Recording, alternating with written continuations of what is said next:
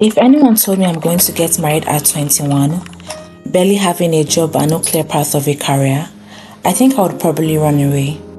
Hi guys, welcome back to my channel. Today I'm going to be sharing an interesting story of how my husband and I met. Please do well to subscribe as you watch.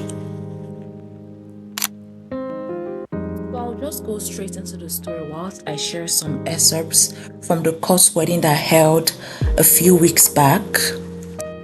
Just finished my NYSC, which is a program that holds for every fresh graduates, and I wanted to take the next step for my life, which is usually to get a job, get a skill, and I'd already been doing something around that, but I didn't know the next step to take. Although I'd already been shuffling Port Harcourt and Imo State, which was the state I was serving in during the service, I knew that in my mind I wanted to fully settle in Port Harcourt. At least I was settled on the location that I want to start my life fully after the program.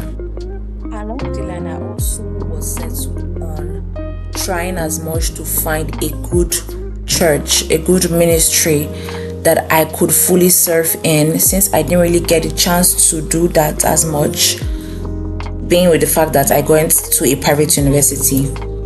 And that led me to go on full church hunt mode during one of the holidays that I was around in Port Harcourt in my time of service. That was when I saw this church. It's called Celebration Church International. I'm sure some of you have heard of it. It looked like a good, promising ministry at the time until now that I can serve in, I can dedicate myself to.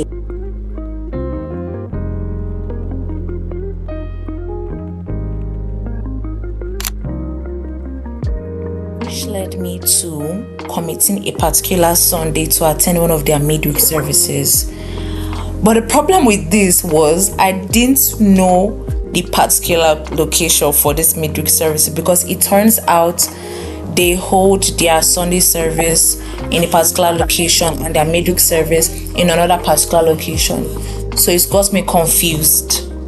I stepped out, got ready, prepared fully to attend this church, and I was lost. I did not know my left from my right. And I was already getting really late. Church was scheduled by 5:30 and it was already around, let's say, 5:45.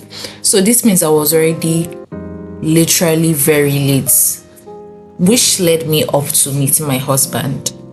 That was when I saw him walking on the road. It seemed like he had just been coming back from work or some sorts.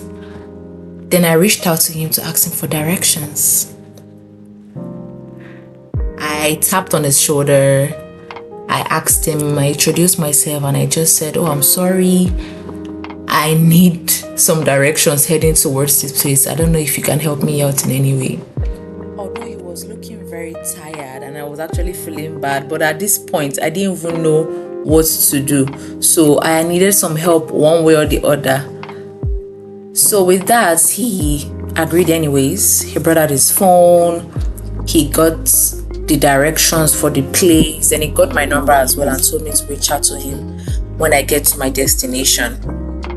Although I was a bit skeptical to even hand up my number, because I was like, "Okay, have you not given me help for the destination? Where can they go now?"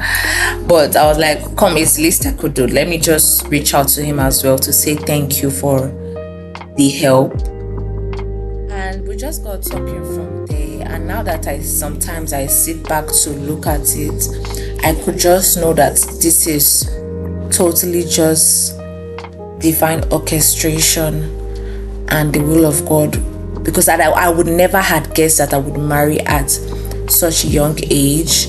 And seeing him as a person, I couldn't have been convinced in any way. His persona, personality, his thoughts, his values about life, about family, it's really aligned to mine. And you could just see that it was a pure definition of man proposes, God disposes. Anyways guys, like this video if you found the story interesting. Don't forget to drop in the comments of how you find your own partner if you're in a relationship, and subscribe as well. I'll see you all in my next video, okay? Bye guys. Thanks for watching. Mwah, mwah, mwah.